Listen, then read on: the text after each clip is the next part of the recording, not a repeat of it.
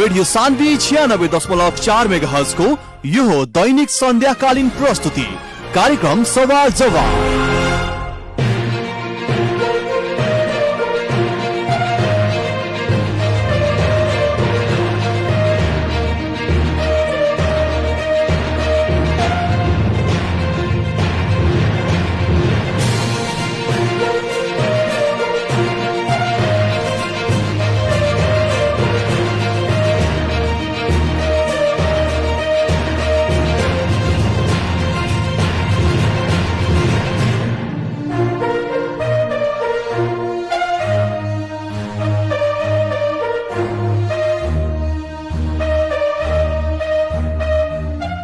नमस्कार आ हार्दिक स्वागत बा रेडियो सान्वी 96.4 मेगाहर्ट्ज के प्रस्तुति कार्यक्रम सवाल जवाब में।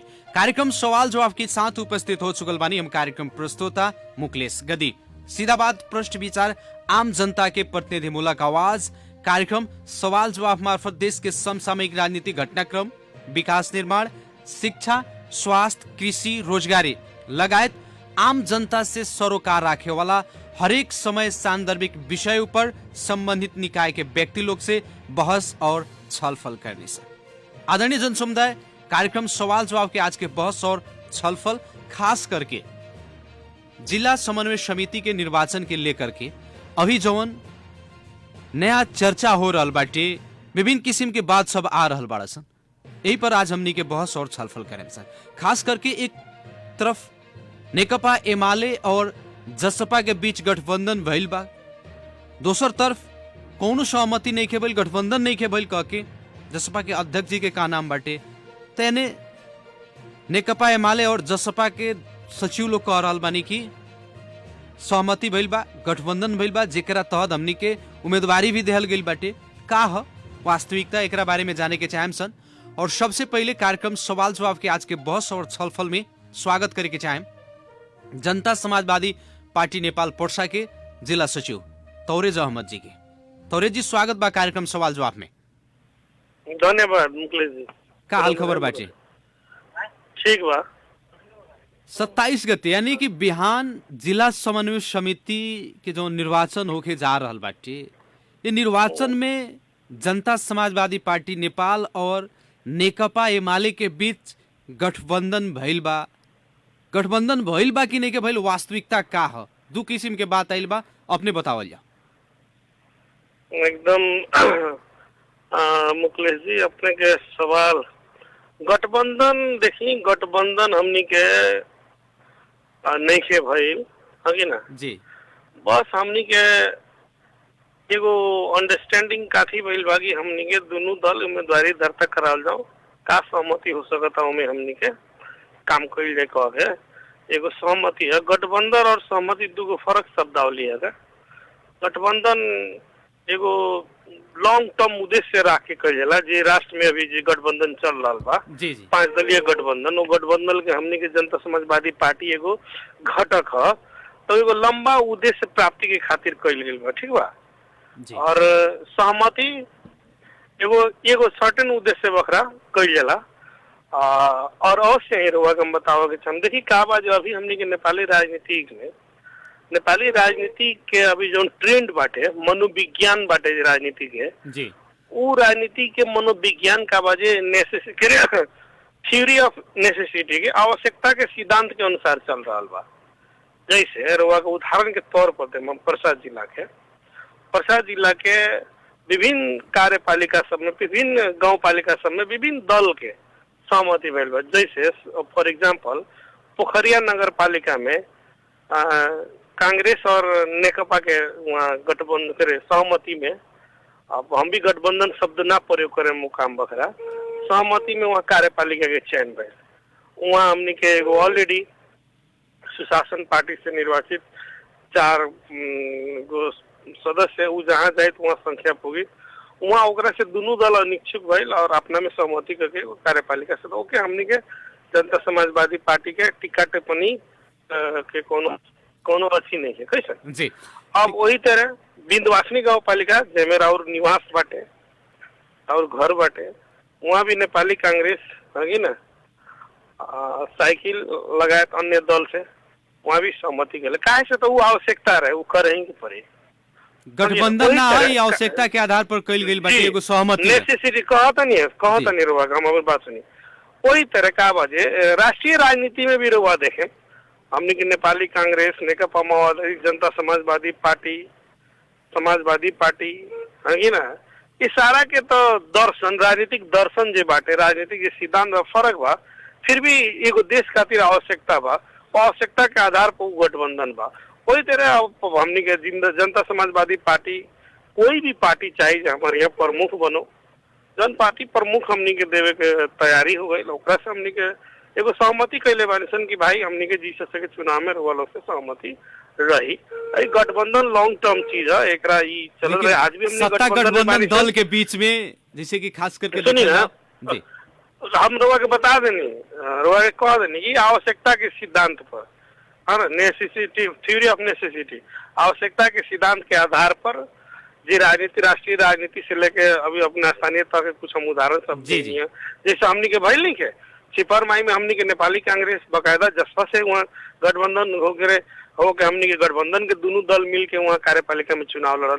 माओवादी को वहाँ के माले से भी ऑफर है लेकिन हमने के वहाँ ना लेकिन तोरे जी बात यहाँ कथी आ रहा बाटे कि जैसे कि वीरगंज महानगर पालिका में सत्ता गठबंधन दल नेपाली कांग्रेस और जनता समाजवादी पार्टी मिल के चुनाव लड़ा गठबंधन से चुनाव लड़ा कार्यपालिका के चुनाव में देखल जाए तो अपने लगन मिलिए के लड़नी लगन लेकिन जिला समन्वय समिति में नेपाली कांग्रेस के साथ धोखा जसपा कैला कह के आरोप लाग रहा जी ना धोखा ये चीज ना के धोखा सबसे अथी ना कर ले राजनीति में कोई किसी से धोखा ना कर ले सब आवश्यकता हो जनता समाजवादी पार्टी 5 गो जगह लगे सदस्य बा 10 गो वाला कहता जी भाई हमरा से तो सभापति ले लो ऐसे ही राजनीति एगो ग्रिड भी है लोग भी है हमर सभापति हो जाए जिला में हगी ना तो हमर तो पार्टी के तो ओज बढ़ी ना तो में कोई धोखाधड़ी ना लेकिन संख्यात्मक हिसाब से देखल जाए तो अपने लगन से तो 2 गुना नेकपा एमाले बाटे प्रमुख पद देवे के कैसे तैयार हो गए अब कैसे हो गए वो पार्टी से बात करेगा वही हमनी के तो अपन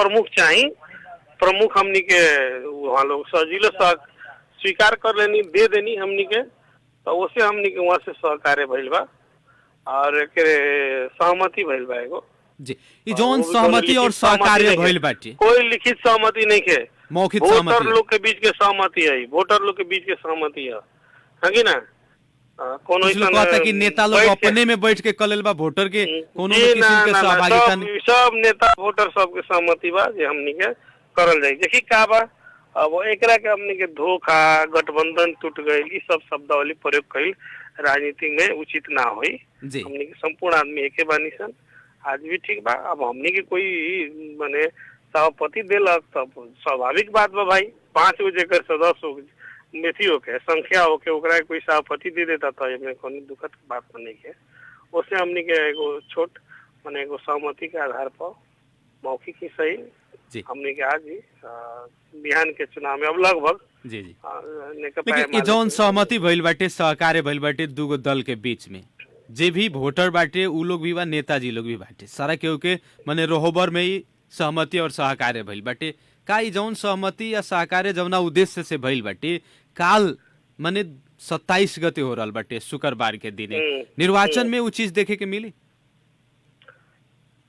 और से ही देखे के मिली अब बिहान परिणाम आइए जाए अब ये 10 बजे से 2 बजे चुनाव और 3 बजे परिणाम भी आ जाए तो मिलवे करेगा देखे विश्वास बाटे की जौना हिसाब से सहमति सहकार्य भइल बाटे वो हिसाब से जिला समन्वय समिति जसपा नेपाल के मने कहीं ना कहीं पक्ष में आई एकदम आई हमने आशावादी बनी सन अब राजनीति एगो आशावादी के सिद्धांत पर भी चलेला आशा भी करे के चाहिए उससे हमने कोनो ऐसी नहीं जी लेकिन अभी के जौन तत्काल जौन इस सहमति सहकार्य भइल बाटे आवेला दिन में भी माने कायम रही कि का बाटे अब भविष्य अभी ऐसी नहीं के कल हम कहिए नहीं उ लम टर्म ला नहीं के सिर्फ हमनी के जिला समन्वय समिति के चुनाव ला एगो सहमति भइल बा नेकपा एमाले के अध्यक्ष जी के कहना बाटे कि हमनी के लॉन्ग टर्म्स भी हो सकत आटे तो अब वहाँ के बात है हमार बात थोड़े है वो हमरा से पूछे तो हम अपने बात नहीं बताएं जी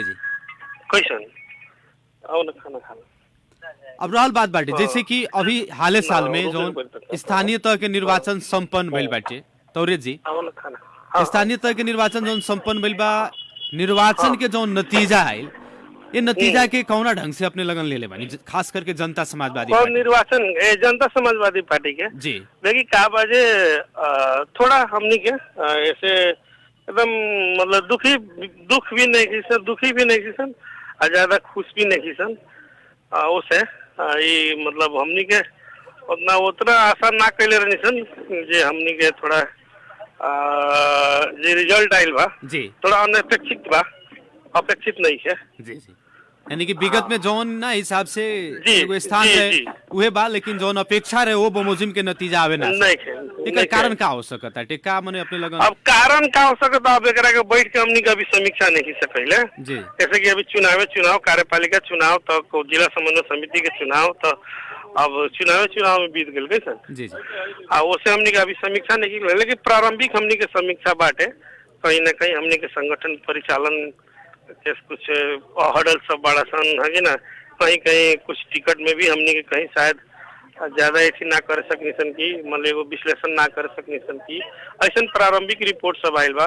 कुछ जगह हमनी के और भी दल से हमनी के धोखा मिलल, जैसे सकवा परसोनी गाँव पालिका में हमनी के ये सब मिलल, ये सब सारा रिपोर्ट आयल वैसे डिटेल हमनी के आवत रही, उससे हमनी के फैसला करल जाए, जी देखल जाए। अभी हमनी के राखेम सन अब तुरंत अभी महीना के भीतर में ही समीक्षा राखे के हमनी के प्रयास करते नहीं सन मुकलेश जी। जी, अब रहल बात बाटे खास करके बिहान 27 गते होखे वाला जिला समन्वय समिति के निर्वाचन के खातिर जे भी कहीं ना कहीं उम्मीदवार और जे वोटर बाटे उ लोग से अपने का कहे के चाहे? कथी कहने फिर से एक बेर? जैसे बिहान जिला समन्वय समिति के निर्वाचन हो रहल बाटे, निर्वाचन के खातिर जे भी मतदाता लोग बाटे, खास करके पालिका के उपाध्यक्ष, अध्यक्ष, नगर पालिका के नगर प्रमुख, उप प्रमुख, यहाँ लोग से अपने लगन के का विनती रहे चाहे का कहे के चाहे? अब जे हमनी के आज जे मतलब एगो सहमति जी भइल बा, वही सहमति के आधार पर हमनी के संपूर्ण उम्मीदवार के निर्वाचित करे के पड़ल, एकदम ईमानदारी के साथ हम ये कहे के चाहें। जी बहुत बहुत धन्यवाद हो के चाहे अपने के कार्यक्रम सवाल जवाब के खातिर, अपन इतना व्यस्तता के बावजूद भी समय देनी एकरा ला। हाँ धन्यवाद जी धन्यवाद। आदरणीय जन समुदाय, कार्यक्रम सवाल जवाब के आज के बहस और छलफल खास करके पर्सा जिला समन्वय समिति के निर्वाचन के लेकर के 81 एगो ऐसा वातावरण बनल, एगो माहौल क्रिएट भइल बा जौन अभी चर्चा के विषय बनल बाटे, वही चर्चा के विषय के फ्लॉप कर रहल बानी सन। और खास करके पर्सा जिला में चाहे देशे में देखल जाए तो अभी सत्ता गठबंधन के सरकार बाटे, गठबंधन के प्रमुख घटक खास करके देखल जाए तो अपने के नेपाली कांग्रेस और जनता समाजवादी पार्टी। वीरगंज महानगर पालिका जौन मध्य प्रदेश के एकमात्र महानगर पालिका, ये महानगर पालिका में सत्ता गठबंधन के दो घटक नेपाली कांग्रेस और जनता समाजवादी पार्टी गठबंधन करके चुनाव लड़ल, यहाँ तक कि कार्यपालिका में भी चुनाव लड़ल। ओकरा बाद देखल जाए तो अभी जिला समन्वय समिति में नेकपा एमाले के साथ में जौन एगो सहमति सहकार्य भइल बाटे, इस सहमति और सहकार्य व्यापक चर्चा के विषय बनल बाटे। कोनो समय प्रतिगमनकारी शक्ति माने वाला दल लोग वही प्रतिगमनकारी शक्ति से आज जौना हिसाब से भी सहमति सहकार्य बनल बाटे, एक चर्चा के विषय बनल बा। नेपाली कांग्रेस के आरोप बाटे कि जनता समाजवादी पार्टी नेपाल जिला समन्वय समिति के जौन निर्वाचन बाटे, ये निर्वाचन में गठबंधन के साथ कहीं ना कहीं धोखा कैले बाटे। दोसर तरफ जनता समाजवादी पार्टी के का नाम बाटे कि एगो आवश्यकता के आधार पर कैल गई सहमति बाटे, ये गठबंधन कोनो ना है, आवश्यकता आयल हमनी के सहमति कैनी सन। 5 गो हमनी के लगे वोटर बाटे, 10 गो वोटर वाला कह दिल कि तहनी प्रमुख पद ले ला, वो आधार पर हमनी के सहमति और कैले मानी सन। बिहान यानी कि 27 गते निर्वाचन जौन हो रहल बाटे, ये निर्वाचन के खातिर खास करके देखल जाए तो दूगो दल अब गठबंधने एकरा के मानल जाओ, गठबंधन के हिसाब से चुनाव लड़ रहा बा। एक तरफ नेपाली कांग्रेस और लोसपा के गठबंधन बा 12+1, दोसर तरफ नेकपा एमाले और जनता समाजवादी पार्टी 10+5, यानी कि 28 जने वोटर लोग बाटे। 28 हमने के पर्सा जिला के 14 गो स्थानीय तह के, खास करके महानगर पालिका के मेयर उपमेयर, वैसे ही 3 गो नगर पालिका के नगर प्रमुख उप प्रमुख और 10 गो गांव पालिका के गांव पालिका अध्यक्ष और उपाध्यक्ष, टोटल 28 आदमी हो रहा बाटे। और ये 28 आदमी में संख्यात्मक और गणितीय हिसाब से देखल जाए तो सबसे ज्यादा माने सीट, सबसे ज्यादा बहुमत, सबसे ज्यादा वोटर नेपाली कांग्रेस के बाटे। नेपाली कांग्रेस के लगे 12 गो निर्वाचित, जे भी खास करके देखल जाए तो पालिका के अध्यक्ष उपाध्यक्ष, नगर के मेयर उप मेयर, नगर प्रमुख उप प्रमुख नेपाली कांग्रेस के पास टोटल 28 में से 12 बाटे। दोसर तरफ देखल जाए तो नेकपा एमाले के तरफ 10 गो बाटे, जनता समाजवादी पार्टी के तरफ 5 गो और लोसपा के तरफ 1 गो। ये कुल जोड़ल जाता तो 28 आदमी हो रहा बाटे। और ये जौन गठबंधन भइल बा, ये गठबंधन से एक तरफ 12+1 और दूसर तरफ 10+5, यानी कि 13 और 15 के ये खेला बाटे बिहान। और कहीं न कहीं जौना हिसाब से बात आ रहा बाटे, नेकपा एमाले के भीतर भी कहीं ना कहीं विरोध के, खटमंड के, खास करके देखल जाए तो विवाद के शुरू हो चुकल बाटे। काहे कि 10 गो जेकरा पास सीट बा वो 5 गो सीट भइल व्यक्ति के, यानी कि 5 गो माने कहीं ना कहीं 5 गो जेकरा पास बहुमत बाटे, 10 गो वाला 5 गो के कैसे प्रमुख पद के ऑफर दे सकता, एकरा पीछे का राज बाटे, विभिन्न प्रश्नवाचक चिन्ह नेकपा एमाले के भीतर भी खड़ा हो रहा बाटे। वहां भी विवाद के आगे जौन होला वो सुनुक चुकल बाटे। कहीं ना कहीं ई जौन सहमति और सहकार्य भइल बाटे, शायद जौना हिसाब से गृहकार होके के चाही, छलफल होके के चाही, वो हिसाब से नहीं के भइल, एकासी भइल बाटे। अब का स्वार्थ बाटे, एकरा पीछे का राज छुपल बाटे, चुनाव के बाद तो धीरे धीरे हर कुछ पारदर्शी हो जाई, हर कुछ जनता के समक्ष आ जाई कि जौन सहमति और सहकार्य आज के दिन में भइल बाटे, एकरा पीछे के राज का बाटे। लेकिन जहां तक गठबंधन के जे भी दल बाटे, कहीं ना कहीं अभी के ई सहमति और सहकार्य से, ये प्रक्रिया से कहीं ना कहीं वो लोग माने दुखित बाटे। आम जनता के बुझाई में भी अगर देखल जाए तो राजनीति ऐसे प्रश्न हो रहा बाटे कि नेता लोग के खातिर कोनो भी पार्टी, कोनो भी नेता एक हो सकता। वो लोग के लगे आवश्यकता के आधार पर, आवश्यकता पड़ी तो कोनो पार्टी से, कोनो नेता से वो लोग के सहमति सहकार्य हो सकता। लेकिन जनता के देखल जाए, जनता अपने आप में वही नेता लोग के खातिर, वही पार्टी के खातिर कहीं ना कहीं बोला चाली, खान पीन, न्योता आकारी सब कुछ छोड़ देवेला। तो ये सब चीज से सीखे के पड़ल। काहे कि नेता लोग जब अपन पार्टीगत स्वार्थ के खातिर, राजनीतिक स्वार्थ के खातिर, व्यक्तिगत स्वार्थ के खातिर जब वो लोग आवश्यकता पड़ता तो कुछ भी करेला तैयार हो जाता, तो जनता अपने आप में काहे के विभेद, काहे के मन मुटाव, काहे के टकराव, काहे के तितमित एक दूसरा से, हमने के भी इस सचेत होखे वाला चीज बाटे। इस सब देखला के बाद ये प्रश्न हो रहा बाटे कि राजनीति में नेता लोग के खातिर कुछ भी संभव बा, तो जनता भी सचेत होके के पड़ल। जनता के खातिर भी कुछ भी माने इम्पॉसिबल नहीं के, हर चीज संभव जनता के भी राखे के पड़ल। एक दूसरे के बीच वोट 1 महीना खातिर आवेला, 10 दिन खातिर आवेला, लेकिन ओकर प्रभाव जो रहेला वो 5 वर्ष तक ना राखे के पड़ल। नेता लोग जेंगे मिटा देता प्रभाव, उनके जनता के भी मिटाओ के पड़ल।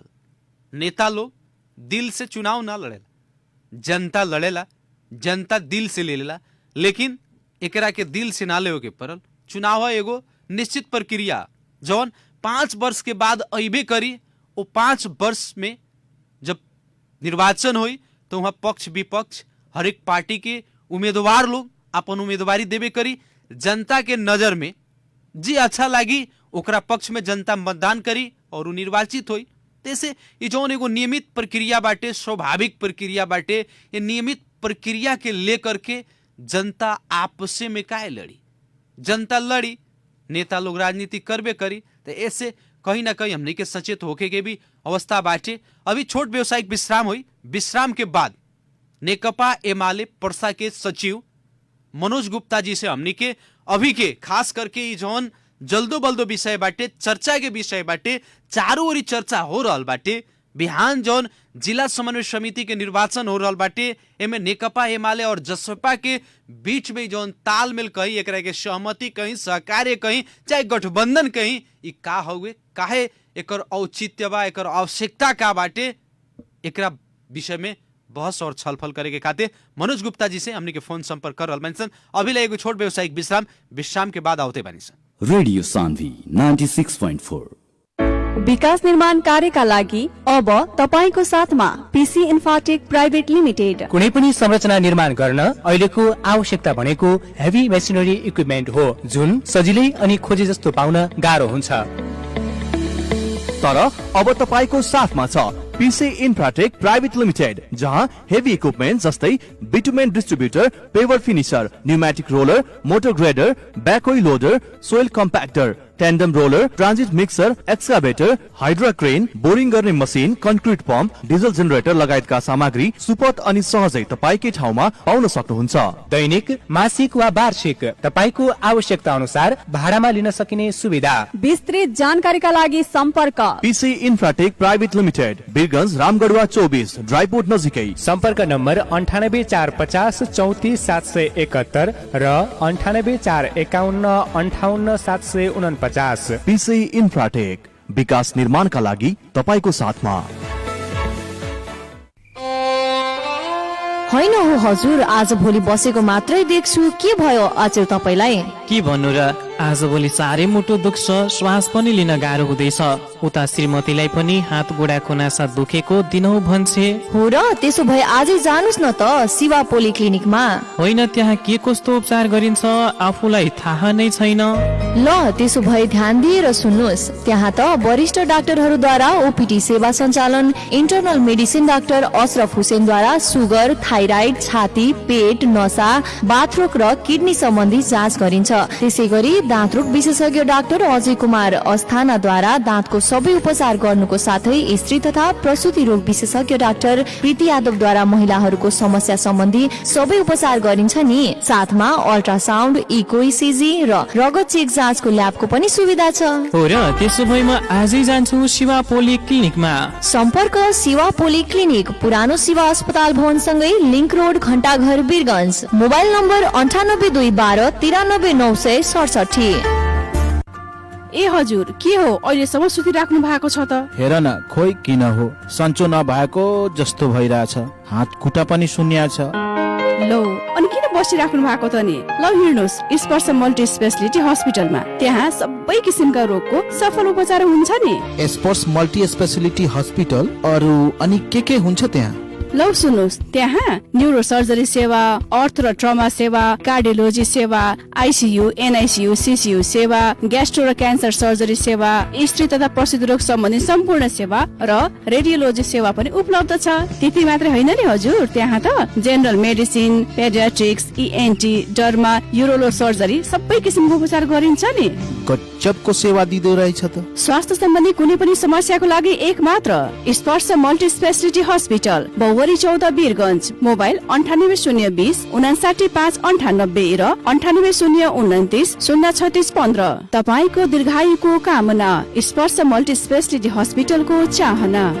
बिरगंज महानगरपालिकाको अनुरोध, बाल श्रम प्रयोग गर्नु कानुनी अपराध हो। 14 वर्ष भन्दा कम उमेरका बाल बालिकालाई श्रममा प्रयोग गरियो भने 50,000 रुपैयाँसम्म जरिवाना हुन सक्छ। 2 महिनादेखि 1 वर्षसम्म जेल सजाय हुन सक्छ, सामाजिक इज्जत प्रतिष्ठा गुम्न सक्छ। के बाल श्रम प्रयोग गरेर तपाईँ आफ्नो बेइज्जती चाहनुहुन्छ? तपाईको आफ्नो घरमा, विद्यालयमा, समुदायमा वा छिमेकमा 18 वर्ष मुनिका बाल बालिकाहरूलाई कहीँ कतै बाल बालिका सडकमा बेवारिसी अवस्थामा रहेको देख्नु भएको छ?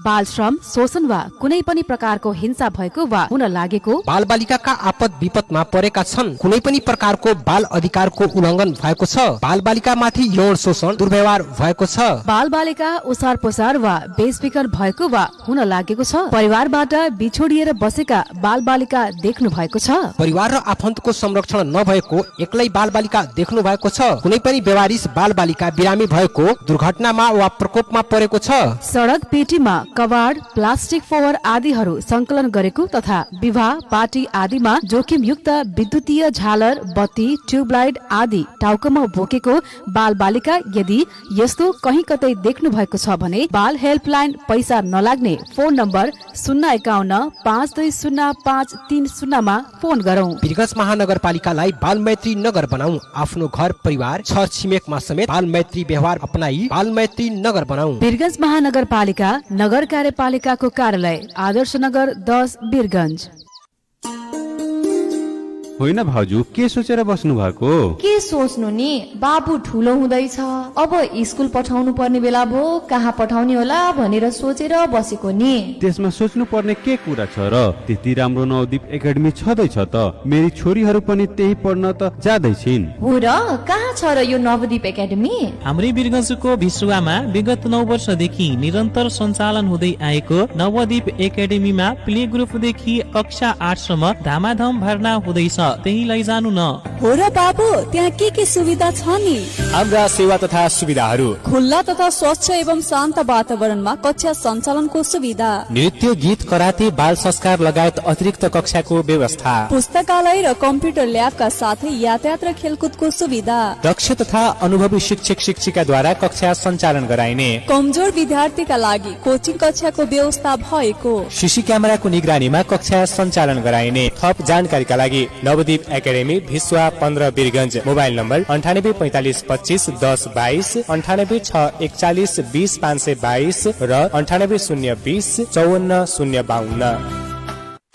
ए काका, काहे मुदाब के बैठल बानी, का भइल बा? का कहीं ये बबी, देखो ना, दांत के दर्द से परेशान बानी। तारा काकियों के सब दांत झड़ गइल बा, नया दांत लगावे के रहलो, साथे पोतिया के शादी की उम्र हो गइल, ओकरो दांत चपवावे के बा, कहाँ जाई समझे नहीं आवत। ए काका, इतने बात ला काहे सोच में डूबल बाड़ो? चलो आजे सब के ले चलतानी शंकरलाल केडिया दांत अस्पताल वीरगंज परवानीपुर में। जी हाँ, दांत से खून आइल, मुंह के बदबू, नया दांत लगावे के, दांत में कवर लगावे के, दांत के एक्सरे, कीड़ा लागल दांत के उपचार एकदम कम समय में टेढ़मेढ़ दांत के सीधा भी कइल जाला। इतने कहाँ, वहाँ तो बच्चा के दांत के उपचार भी होखेला, आ साथ साथे आधुनिक जापानीज विधि द्वारा संपूर्ण उपचार भी कइल जाला। मिले के पता केडिया आँख अस्पताल के बगल में शंकरलाल केडिया दांत अस्पताल वीरगंज परवानीपुर। मोबाइल नंबर 9855344996 और 98029 क्लिनिक खुले के समय रोज सवेरे के 9 से शाम 5 बजे तक, शनिवार के सुबह 9 बजे से 12 बजे तक। रेडियो सान्वी 96.4।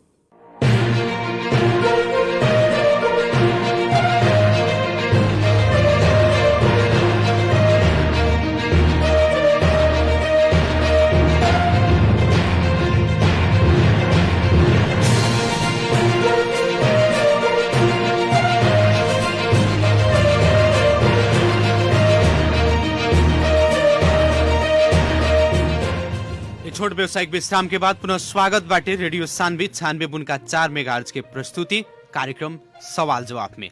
कार्यक्रम सवाल जवाब के साथ उपस्थित बानी हम कार्यक्रम प्रस्तुता मुकेश गदी। सीधा बात, पृष्ठ विचार, आम जनता के प्रतिनिधि मूलक आवाज, हरेक समय सान्दर्भिक विषयों पर, साथे साथ शिक्षा, स्वास्थ्य, कृषि, रोजगारी लगायत आम जनता से सरोकार राखे वाला हरेक विषय पर बहस और छलफल करनी है। समय सान्दर्भिक विषय पर खास करके अभी जौन वर्तमान परिवेश के मांग जौन बाटे, अभी चर्चा के विषय जौन बन रहा बाटे, हरेक जनता के उत्सुकता के विषय रख। बिहान 27 गते जिला समन्वय समिति के निर्वाचन हो रहा बाटे। निर्वाचन में जनता समाजवादी पार्टी और नेकपा एमाले के बीच के तालमेल, समझदारी, गठबंधन जौन भी भइल बाटे, एकरा ऊपर जौन किस्म के बात आ रहल बड़ा सन, यही विषय में हमनी के बातचीत करे के खातिर आज हमनी के प्रयास कैले नियसन, खास करके जनता समाजवादी पार्टी नेपाल पर्सा के जिला सचिव तौरेज अहमद जी से, वैसा ही हमनी के नेकपा एमाले के सचिव मनोज गुप्ता जी से भी बातचीत कैले नियसन, लेकिन अभी वहाँ के फोन रिसीव नहीं के होकर। खास करके देखल जाए तो अभी जौन बात सब आ रहल बाटे, खास करके जिला समन्वय समिति के निर्वाचन के लेकर के जौन भी सहमति सहकार्य भइल बाटे, बिहान के दिन में वो देखे के मिली कि ना मिली, काहे कि दोनों गठबंधन के बीच के जौन मतांतर बाटे, जौन बहुमत के खेल बाटे, वो 2 वोट खातिर ही बाटे। एक तरफ 13, एक तरफ 15। कहीं ना कहीं गठबंधन अगर छटकल तो नतीजा दूसरे आ सकत आटे, काहे कि जौना हिसाब से अभी गठबंधन के बीच में बात सब आ रहल बड़ा सन, शंका उपशंका हो रहल बाटे, एक दल दूसर दल के बीच में जौन पार्टीगति हिसाब से सहमति होके के चाहिए, हर एक नेता के बीच में सहमति छलफल होके के चाहिए। का जाने उ जी वोटर लोग बाटे, पालिका के निर्वाचित अध्यक्ष उपाध्यक्ष, नगर पालिका के नगर प्रमुख उप प्रमुख, वहां लोग के रोहबर की सहमति है कि ना, रोहबर में वहां लोग के सहमति भइल बाटे, वहां लोग के यदि उमें सहकार्य बाटे तो जरूरे कहीं ना कहीं बिहान के जौन गठबंधन दल बाटे ओकरा पक्ष में नतीजा आई। मनोज जी हमनी के फोन संपर्क में जुड़ चुकल बानी, नेकपा एमाले पर्सा के सचिव मनोज सर, स्वागत बा कार्यक्रम सवाल जवाब में। जी धन्यवाद। 27 गते यानी कि बिहान शुक्रवार के दिने जिला समन्वय समिति के जो निर्वाचन हो रहल बाटे, एमे नेकपा एमाले और जनता समाजवादी पार्टी के बीच में जो गठबंधन के बात आ रहल बाटे, का बहुत चर्चा के विषय बाटे, एकरा बारे में बताओ जा। जी सर्वप्रथम संपूर्ण श्रोतागण लोग में हमारा नमस्कार बा। हमनी के जिला समन्वय समिति के जो निर्वाचन में जौन उप सभापति एमाले और सभापति जसपा के देवे वाला जौन बात बाहर आइल बा एकदम अभी हमें वोटिंग भी होता जी, उमें हमनी के दोनों पार्टी के और नेता लोग हमनी के सहमत भी बानी सन, एक साथ भी बानी सन, और बीएनए के नतीजा लोकबे करी, चीज सही साबित होके करी। एकदम गठबंधन जौना हिसाब से भइल बा, सहमति जौना हिसाब से भइल बा, बिहान देखे के मिली। जी मिलबे करी। देखी गठबंधन देश में जो जी गठबंधन जौन देश में बा जी, जौन जसपा कांग्रेस लगाए जौन राजनीतिक दल लोग के बा, आवश्यकता का बा, यहाँ की स्थिति का बा, परिस्थिति का बा, वो अनुकूल यहाँ के जसपा और एमाले बीच मिलकर हमनी सहमति के लेके आगे बढ़ल बानी। दोनों पार्टी खास करके जनता समाजवादी पार्टी और नेकपा एमाले पर्सा दोनों एक आपस में अपना पार्टी के भीतर भी छलफल करके इस सहमति कैले, बाकी अपने लगन 2-4 गो नेताजी लोग मिल के मात्र कैले बाटे ना। देखल जाम एकरा के एगो जिला समन्वय समिति कोनो लोकल कोनो पालिका ना लागे, एगो जिला स्तर के एगो संपूर्ण पालिका ऊपर के एगो समन्वय कर्ता के एगो भूमिका निर्वाह करे वाला स्तर है। इस संबंध में जो जसपा के लोग बानी, चाहे हमनी के नेकपा एमाले के भीतर के नेता लोग बानी, हमनी के संपूर्ण जिला में स्तर में भी पदाधिकारी के बैठक के अलावा भी केंद्रीय स्तर के राजनीतिक स्तर के लोग से भी सलाह करके ही काम आगे बढ़ल बा। 2-4 आदमी के कहला कि होके वाला बात भी नहीं है ना, ही होके वाला रही, यानी कि सबकर सहमति के आधार पर। लेकिन एगो बात अपने बताएं, जिला सचिव है, खास करके अपने लगन के पास नेकपा एमाले के लगे तो 10 गो वोटर, जनता समाजवादी पार्टी का लगे 5 गो वोटर, संख्यात्मक हिसाब से अपने लगन दोबर बानी। उप मेयर में अपने लगन अपन चित काहे बुझैनी, प्रमुख के ऑफर जनता समाजवादी पार्टी के काहे दहल गइल बटे, एकरा बीच में का कोनो राज बा का? जी देखल जामी एक तरीका राजनीतिक में कब कौन स्थिति परिस्थिति आई एकर कोनो लिमिट ना रहेला। आज रोवा देख रहल बानी जौन नेकपा एमाले के देश में एक लिया के ओकरा अलावा जितना भी दल लोग बानी लोग एक गठबंधन में बानी लोग, लेकिन विगत दिन के इतिहास भी देखेला कांग्रेस एमाले बन के सरकार बनीला बा, कि जसपा मिल के सरकार बनीला बा। तो राजनीतिक एगो समय अनुकूलता सोच और परिवर्तन करे वाला और परिस्थिति अनुकूल निर्णय लेवे वाला थलो है। ऐसे हमनी के मानते नहीं गठबंधन उतरे में नेकपा एमाले पर्सा जिला में ओकर सहभागिता समन्वय समिति में ना उतरे, तो एगो हमनी के कम से कम सहमति के आधार में एगो उप प्रमुख लेके एगो सहभागिता जनावत है तो एगो पार्टी खातिर हमनी के उपलब्धि है। एकरा खातिर हमनी के संपूर्ण पार्टी में अच्छे विचार लेके आगे बढ़ल बानी सर। एमे कोई विमति भी नहीं है, एकरा के खराब लेवल भी ना मिली। आज के जौन ई सहमति सहकार्य भइल बाटे आवेला दिन में भी हो सकता कि का बा एकर? देखियो अभी हाल स्थानीय तक के चुनाव बीतल, हम खुद एगो पालिका के अध्यक्ष रही, हमरो में सदस्य लोग के कमी रहलक ह। कार्यपालिका के चुनाव में रुआ जसपा और कांग्रेस मिलकर हमारा पालिका में कार्यपालिका के निर्वाचन में वो लोग एकता होकर निर्वाचन क के अपन सदस्य जीतैलक ह। जी बहुत ऐसा जगह बा कि जहाँ माले से ही मिलकर गठन भइल। तो ऐसे का बा कि ई आवश्यकता अनुसार बा, ई समय अनुकूलता बा, एकरा के बीएनए का होई एकर एबरा कहल नहीं के जा सकत। और बीएनए के डेट में राष्ट्रीय भी पार्टी एकता हो सकेता, एकर नया कोनो माने प्रक्रिया बन सकेता। तो अगर पार्टी के ऊपर से गठबंधन से अलावा टूट के अगर जसपा एमएलए मिल के आगे बढ़ता तो हमनी के निचला स्तर में सतही सब क्यों आगे बढ़े सर, ना तो निचला स्तर में जिला स्तर में कोनो भी भूमिका में अगर हमनी के आवश्यकता पड़ता दोनों दल के मिले के तो हमनी के प्रयास रही कि मिल के आगे जाए। आज बता दो ठीक नहीं, लेकिन आवश्यकता के आधार पर जेंगा अभी सहमति सहकार्य भइल बाटे आवेला दिन में यदि आवश्यकता महसूस होता तो कई जा सकताटे। जी एकदम कही जा सकता है। मनोज सर दोसर बात कथी बाटे कि जैसे कि बिहान के जो निर्वाचन हो रहल बाटे जी, जहाँ देखल जाए तो वोट तो अंगुरी पर गना चुकल बाटे, एक तरफ 13 गो एक तरफ 15 गो, माने कहीं ना कि 2 गो वोट पर ही सारा खेला बाटे जी। लेकिन कहीं कहीं से बात जौन आ रहल बाटे कि कुछ भी हो सकता, जैसे कि गठबंधन एमएलए या जसपा के भइल बा लेकिन उमे वोट लोग ना दी, कहीं कांग्रेस आ लोसपा के गठबंधन के वोट चल जाई। ये अवस्था का बाटे, एकरा में अपने लगन कितना विश्वस्त बानी? जौन गठबंधन अपने लगन के भइल बा वास्तव में पवित्र मन से जंग सहमति सहकार्य भइल बाटे, वही पवित्र मन से बिहान वोटिंग होई की?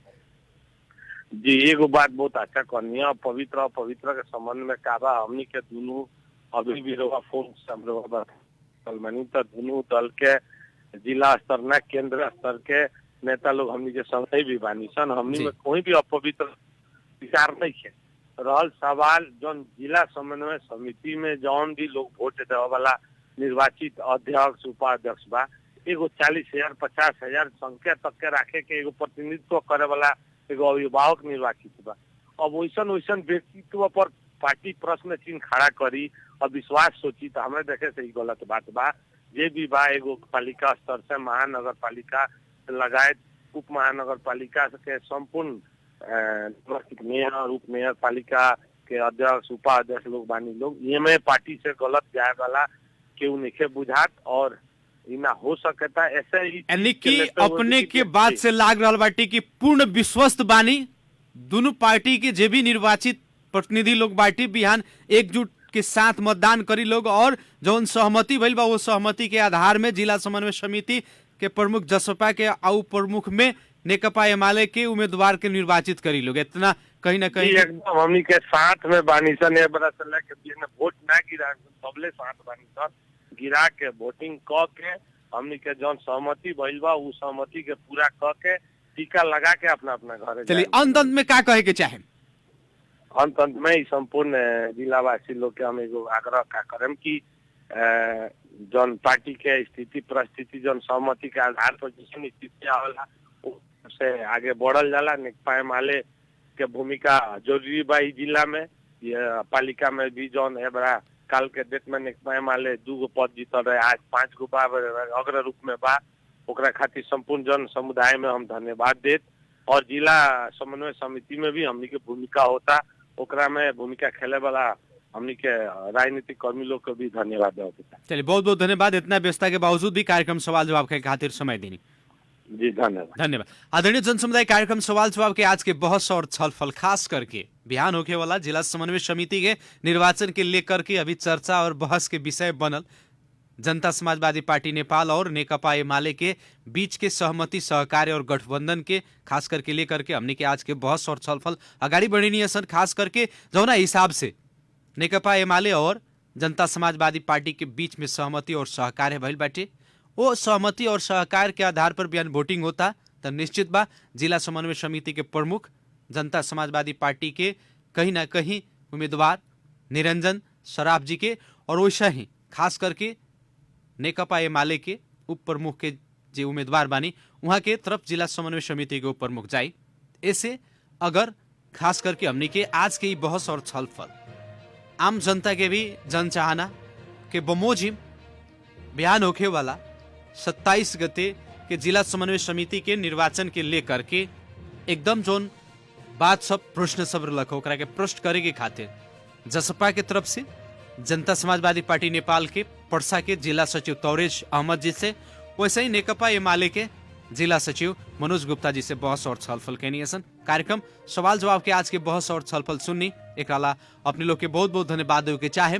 विशेष धन्यवाद प्राविधिक मित्र सानू जी के देते हुए कार्यक्रम सवाल जवाब के आज के बहस और छलफल से हम कार्यक्रम प्रस्तोता मुकलेश गदी आज के खातिर विदा चाहत बनी। प्रणाम।